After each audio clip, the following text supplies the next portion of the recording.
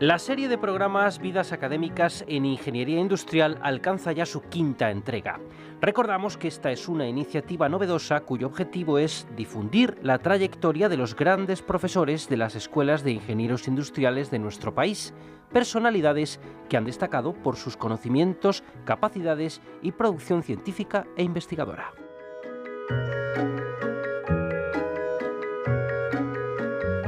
En esta ocasión nos esperan dos programas, este y el de la próxima semana, muy especiales. Por primera vez la serie acoge a un protagonista de la propia UNED y de su Escuela de Ingenieros Industriales. Se trata del profesor Mariano Artés Gómez, catedrático de Ingeniería Mecánica de nuestra escuela. Además de doctor ingeniero industrial por la Politécnica de Madrid, con una tesis que mereció el Premio Extraordinario de Doctorado, es licenciado en Farmacia por la Universidad Complutense.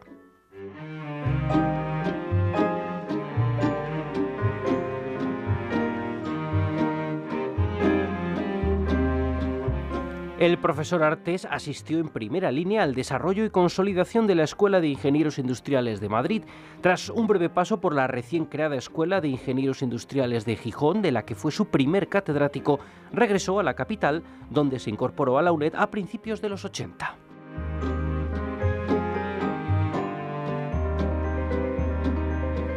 En la UNED, el profesor Artés fue director de su Escuela de Ingenieros Industriales entre 1986 y 1987.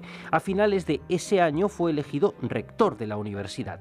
Fueron 8 trascendentales años en los que la UNED consiguió darse a conocer y hacerse un hueco entre las universidades españolas.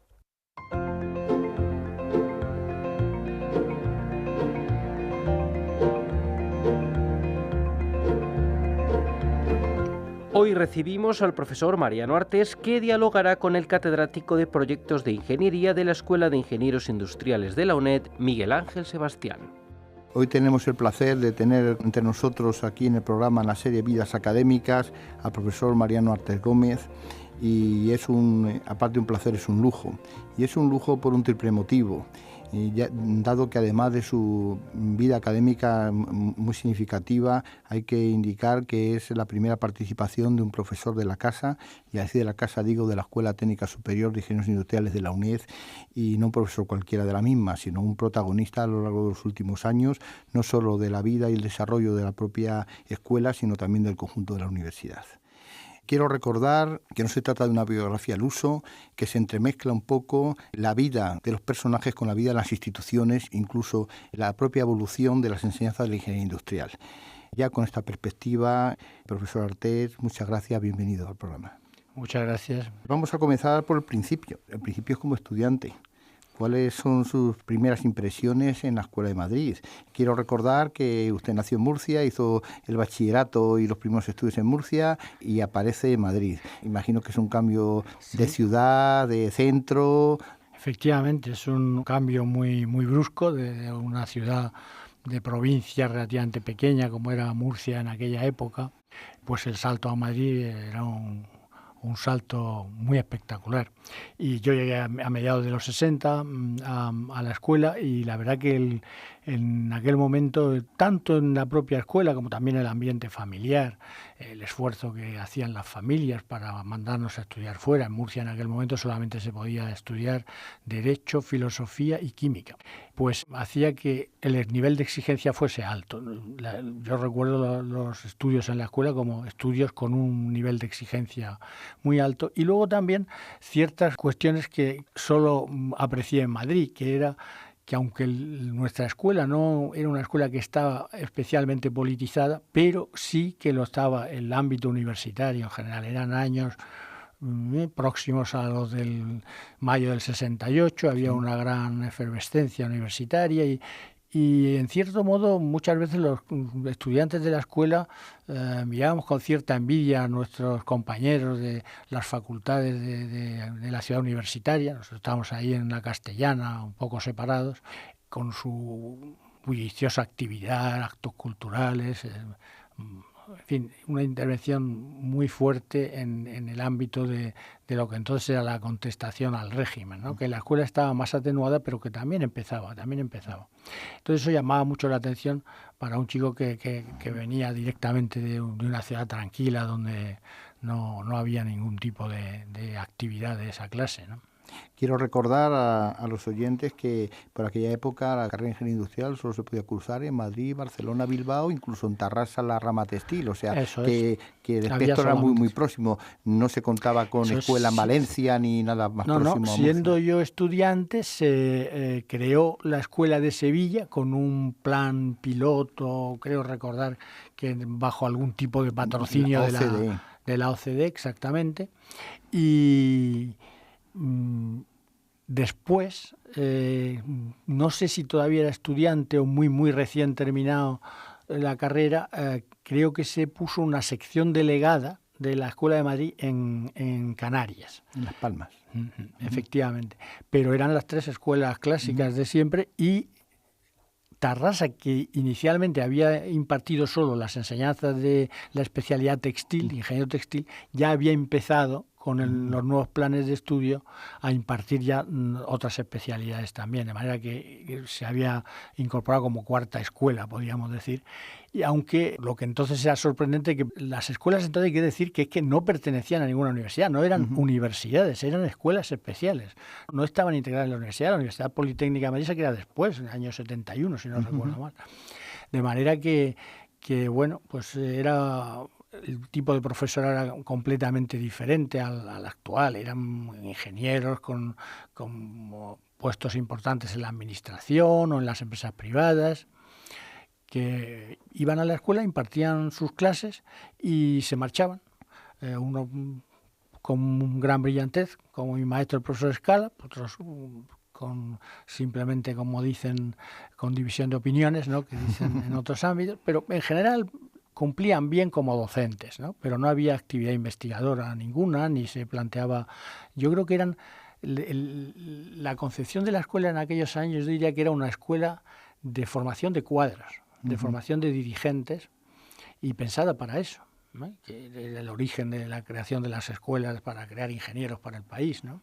Me parece que era un poco como veía yo la escuela. Y desde luego lo que también era cierto que aunque nos podíamos sentir los estudiantes atraídos por las actividades de otros compañeros de otras carreras, la verdad es que tampoco nos dejaba mucho tiempo la presión que había, ¿no? La exigencia era muy elevada, la exigencia en el ámbito docente para los alumnos era muy elevada, había que estudiar mucho, dedicar muchas horas. Usted cursó el plan 64 al comienzo de las primeras promociones, ¿no? Sí, efectivamente. Promociones. Y era un nivel de exigencia muy elevado, era una enseñanza muy teórica, en realidad había apenas prácticas, yo recuerdo que apenas hice muy pocas prácticas, las de física, química, alguna práctica, pero en tecnológicas muy poquito, eran, como digo yo, eran más visitas al laboratorio que prácticas. Recuerdo que en resistencia de materiales nos ponían en una especie de grada por escalones, los más bajitos en la primera fila y así,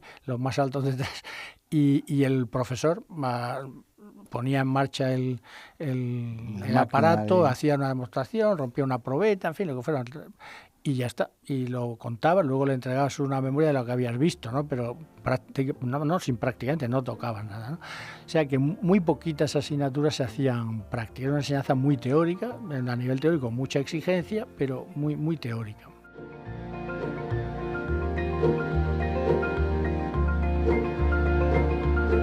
Bueno, ese plan 64, curiosamente, bajo su vertiente de en 6 años, ha sido el plan que se implantó en la Escuela de la UNED en su arranque y ha perdurado casi hasta hace 4 años. Yo creo que el proyecto fin de carrera último de ese plan se defendió en la escuela hace 3 cursos académicos. Sí. Llama la atención 50 y tantos años un plan de estudios, cuando últimamente tenemos la amenaza de que cada 2 años un plan, ¿no? Sí. Esa estabilidad. Y además yo creo que el plan mejoró mucho al extenderlo a los 6 años, porque permitió que la misma materia prácticamente pues se pudiera estudiar con mucho más profundidad y más detalle, Yo creo que fue un buen plan. A mí me pareció que fue un buen plan. En Derecho, por ejemplo, el Plan 52 es un plan famoso, ha durado hasta el año pasado, como aquel que dice, ¿no?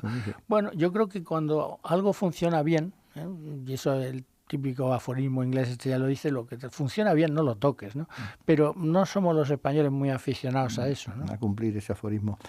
Volviendo a su etapa como estudiante en la escuela, ha citado ya al profesor Escala, a algún otro profesor ilustre, porque yo creo que le pilló la época histórica, recuerda ¿no? Mucho, sí, recuerda a muchos profesores, ¿no? Pero vamos, podría citar a Hernández del Castillo de matemáticas, a Bollado, que daba química y termodinámica, y algo de Caviedes, que era profesor de dibujo, además era un gran pintor, muchos de ellos, ¿no? Pero en fin, por citar los que yo creo que de alguna manera, en mi caso personal, han tenido un impacto más elevado, fueron por supuesto el profesor Escala, que fue, primero, desde mi punto de vista de estudiante, el profesor con aptitudes pedagógicas más elevadas que yo he visto.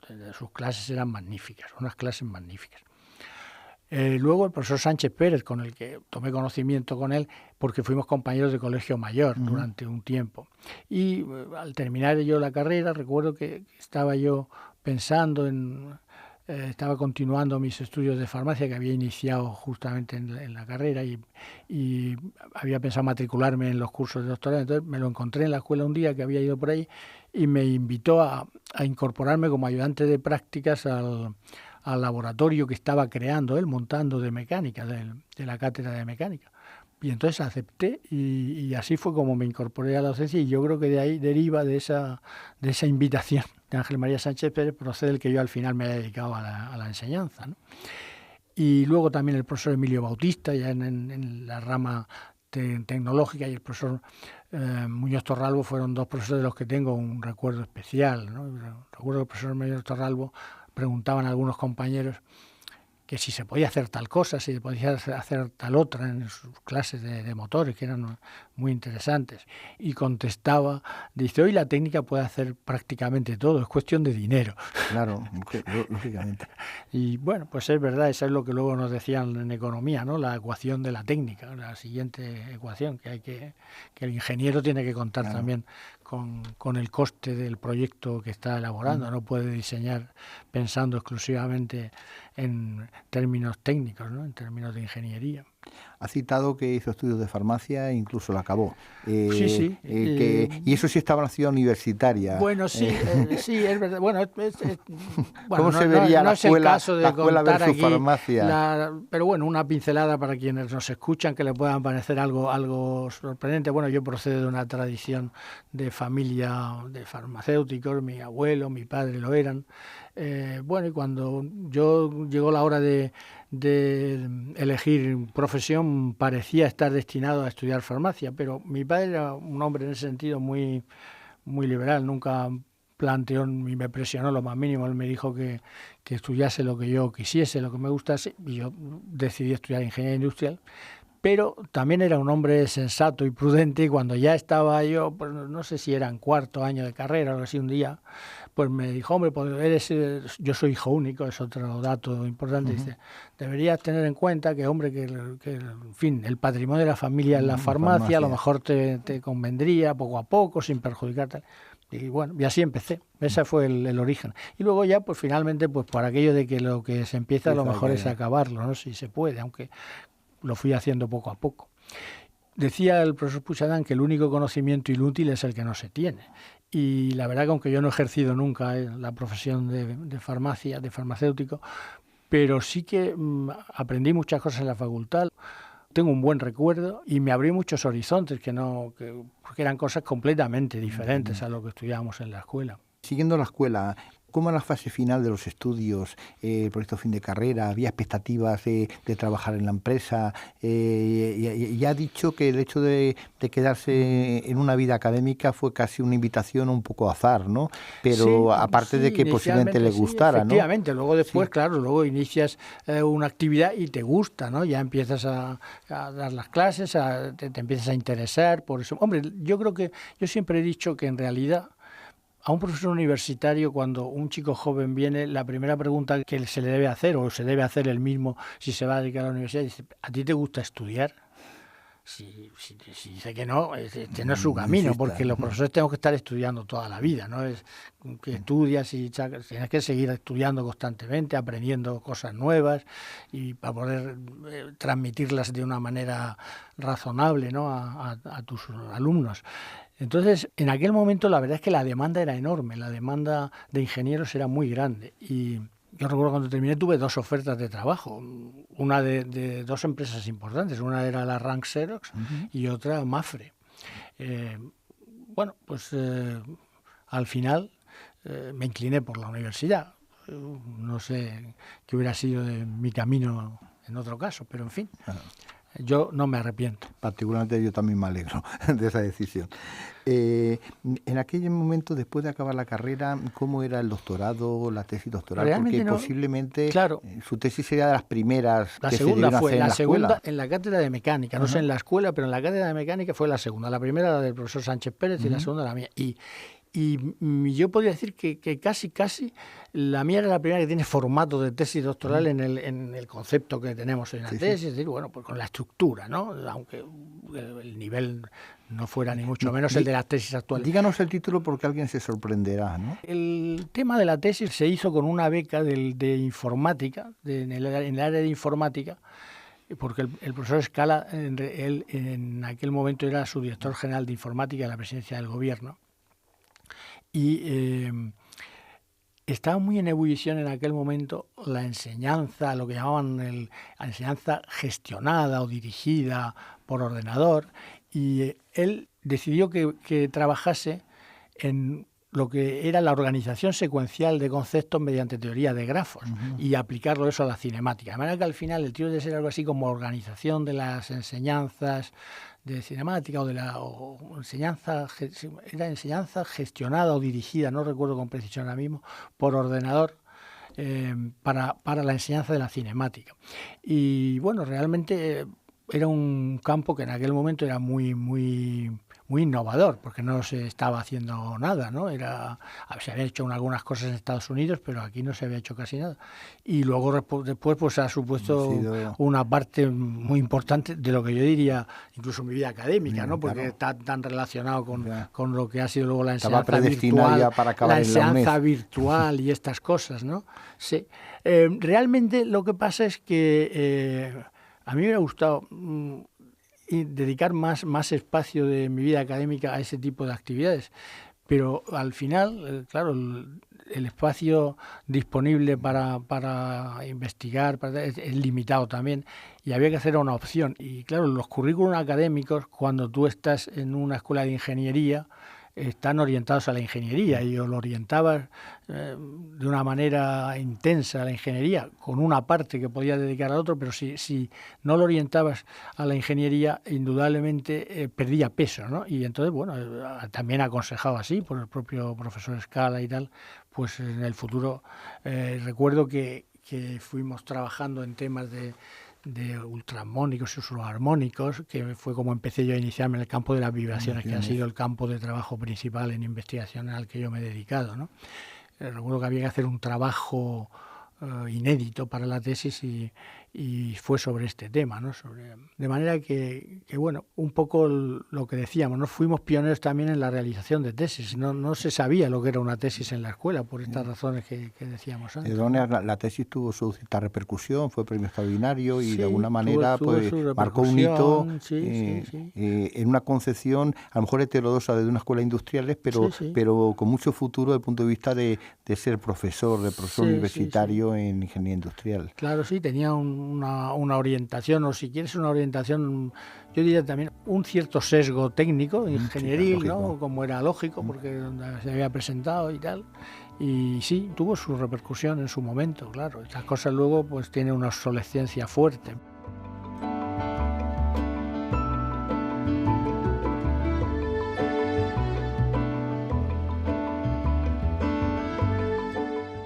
Entre los profesores que ha citado, detecto dos grupos claramente definidos. El profesor más profesional, más ingeniero, y el profesor que luego, aunque tuviera un origen ingeniero, luego ha desarrollado su actividad más de una manera académica, creando un grupo de investigación, creando laboratorios. Me refiero, por ejemplo, a Muñoz Torralbo, Sánchez Pérez, Emilio Bautista, que a pesar de que tenían una vertiente profesional importante, algunos de ellos, luego han hecho un cambio en la vida de la escuela que no tenían a lo mejor los profesores Hidalgo de Caviedes, los profesores Abollado, etcétera, etcétera.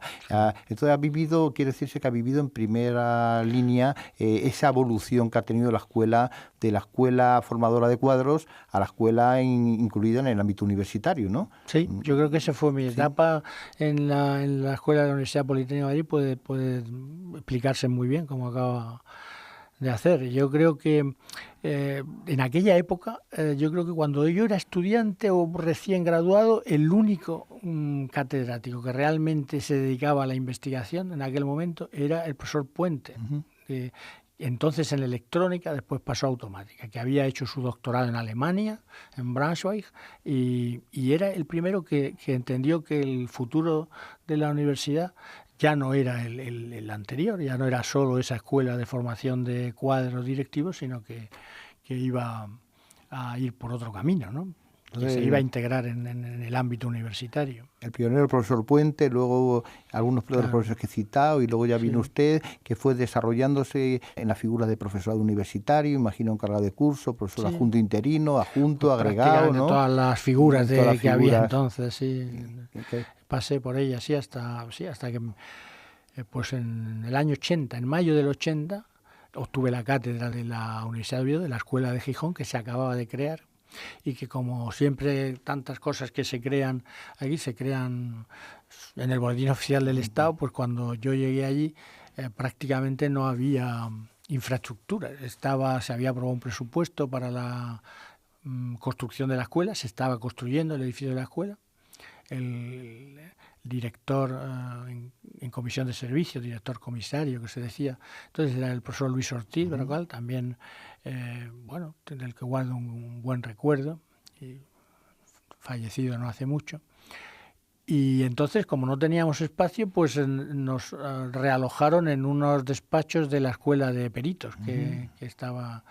Y yo fui el primer catedrático de la escuela de Gijón, y poco después llegó el profesor Contreras, que es catedrático también de nuestra escuela aquí en la UNED, que había ganado la plaza de la cátedra en Bilbao, en el País Vasco, pero tal y como estaban las cosas entonces en el País Vasco, pues decidió trasladarse a la escuela de Gijón, que se había convocado a concurso de traslado, la plaza de química, y entonces fuimos los dos que estuvimos el primer curso académico, los únicos dos catedráticos del centro. Estaba condenado a ser pionero en casi todo, ¿no? Bueno, quizá en aquella generación nos ha pasado mucho, porque luego también en otras etapas de mi vida, que a lo mejor comentamos más adelante, pues también ha sucedido algo parecido, sí. Eso es un poco como lo de los cambios de planes de estudio, ¿no? Hay quien le toca ir cambiando todos los planes. ¿Y cómo eran entonces los concursos, las oposiciones? ¿Ha citado la oposición a cátedra? ¿Cómo era eso? Bueno, pues era una oposición de 6 ejercicios. Tenía los dos primeros ejercicios, el primero era el currículum vitae, el segundo la memoria docente e investigadora, el tercer ejercicio era lo que se decía coloquialmente la lección magistral, que era una lección libremente elegida por el opositor y que la preparaba para ponerla en una hora delante del tribunal. El cuarto era lo que llamaban el ejercicio de las bolas, el bombo, que era del programa que había presentado el opositor. Se sacaban a sorteo 3 bolas de un bombo y el tribunal elegía él la que quería. El tribunal, no el concursante. No, el tribunal. Y también para exponerla se podía preparar previamente durante un tiempo de 2 o 3 horas y después se exponía durante 1 hora. El quinto ejercicio se denominaba coloquialmente de los temas de altura y era un temario que te daba el tribunal el día de la presentación, que solía ser 15 días antes del comienzo de los ejercicios, que solía oscilar, en mi caso fueron 15 temas, recuerdo, pero solían entre 10, 15 ya era un número elevado, 10, 12 temas eran más ordinariamente, que eran no temas del programa ordinario, sino temas de la materia de cierta especialización, por eso coloquialmente se decía de altura, es decir, temas ya un poco más avanzados, diríamos, materias un poco más avanzadas, que tenía que preparar el opositor para luego exponerlo también durante un tiempo de 1 hora, me parece recordar, por escrito, sin ninguna, en ese caso, sin ninguna preparación previa, la que habías tenido en esos 15 días. Y el último eran problemas, ejercicios prácticos, un ejercicio de problemas. O sea, de manera que era una oposición larga y complicada dura, en sí misma, complicada en sí misma. Sí, con muchos filtros. Y luego, bueno, había también, claro, competencia de otros aspirantes que también no era necesario entonces ser profesor adjunto, yo lo era, pero no era, que era como se llamaba entonces la figura de lo que hoy sería el profesor titular. Yo lo era, pero no era necesario, se podía acceder directamente desde el doctorado, siendo doctor se podía opositar. Pues muy bien, profesor Artés, muchas gracias por este primer episodio de su vida académica. Hemos pasado de ser estudiante al proyecto fin de carrera, al doctorado, la carrera paralela de farmacia, su incorporación como profesor universitario, recorriendo toda la figura de profesorado hasta catedrático de Universidad en Oviedo. Muchas gracias. Gracias, profesor Sebastián. La próxima semana seguiremos recorriendo la trayectoria de nuestro protagonista, el profesor Artés. Conoceremos, entre otros detalles, cuál es su impresión sobre los años en los que ocupó destacados cargos de responsabilidad en nuestra universidad. Será en el siguiente programa de la serie Vidas Académicas en Ingeniería Industrial.